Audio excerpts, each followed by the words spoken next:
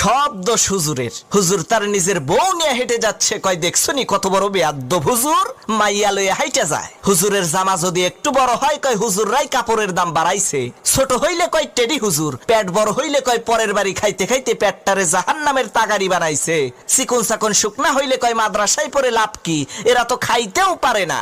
দাওয়াত খাইতে যাইয়া একটু বেশি খাইলে কয় হুজুররা পরের খাওয়ান পাইলে এইরকম একটু বেশিই খায়। কম খাইলে কয় হুজুর আজকে আর কয় জায়গা দাওয়াত আছে।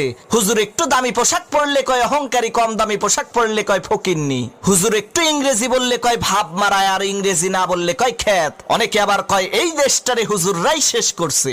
অমুসলমান, কুত্তা মরে, ছাগল মরে, বিড়াল মরে, জানাজা হয় না।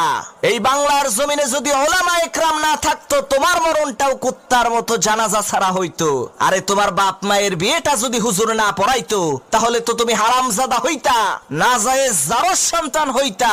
তোমারে তো সহি ভাবে পয়দা করার ক্ষেত্রে হুজুরের অবদান আছে। তাহলে হুজুর পাইলেই এত গুতাও কে? হুজুর পাইলেই এত বাস দাও কে?